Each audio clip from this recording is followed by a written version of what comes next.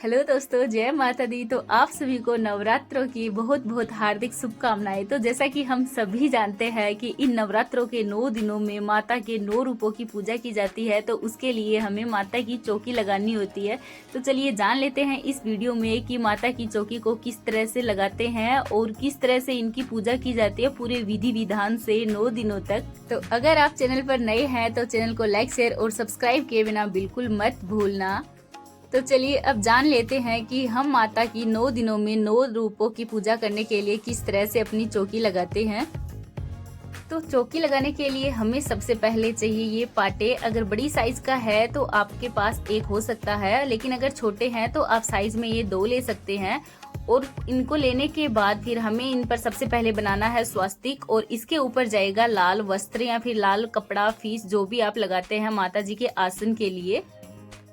तो इन स्वास्तिक के ऊपर आप इस लाल कपड़े को लगाने के बाद फिर हमें 9 ग्रह के लिए ये 9 चावल के छोटे छोटे ढेर करने होते हैं। और इसके बाद माता जी की फोटो और उनके ऊपर चुनरी, साइड में हमें ये जवारे लगाने के लिए एक कुंडी लेनी है और इसके ऊपर भी हम स्वास्तिक लगाएंगे। और इस कुंडी के अंदर अच्छी और साफ बालू मिट्टी लगाने के बाद इसके ऊपर हमें लगाने हैं जो अच्छे से छिड़क देने हैं। आप चाहे तो इनको भिगोकर भी लगा सकते हैं, एक दिन पहले भिगोकर छोड़ देंगे और इसके बाद लगाएंगे, लेकिन यहाँ पर मैं सीधे ही लगाऊंगी।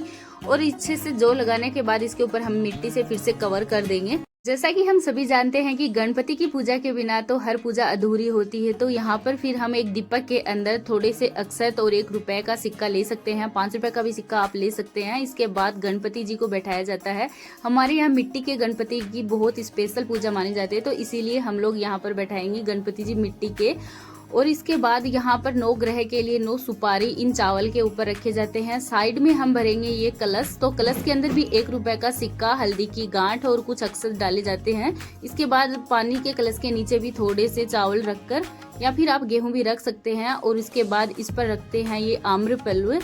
कलश के अंदर पानी भरकर रखा जाता है और पानी के ऊपर ये आम्रफल 5, 7, 11 या 13, मेरे पास ये 13 है और मैं ये ऐसे ही रखूंगी। इसके ऊपर फिर रखा जाता है ये ढक्कन। ढक्कन के अंदर भी 1 रुपया, कुछ अक्षत और चावल, और उसके ऊपर रखा जाता है नारियल।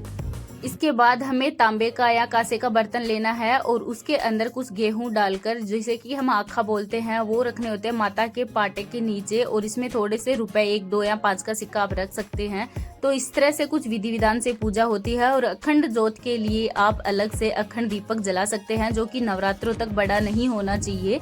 और पूजा करते टाइम हम सभी देवी देवताओं का आह्वान करते हैं और यहाँ पर यज्ञ करते हैं। तो माता जी की पूजा के साथ साथ यहाँ पर गणपति जी को, देवी माँ को, और जो कलश के ऊपर नारियल रखा जाता है उन सभी की बराबर में पूजा की जाती है। साथ में जो जवारे बोए जाते हैं 9 दिनों तक, उनकी भी पूजा की जाती है। साथ में उनमें पानी डाला जाता है। तो दोस्तों, अगर आपको व्लॉग अच्छा लगा हो तो जय माता दी जरूर लिख दे।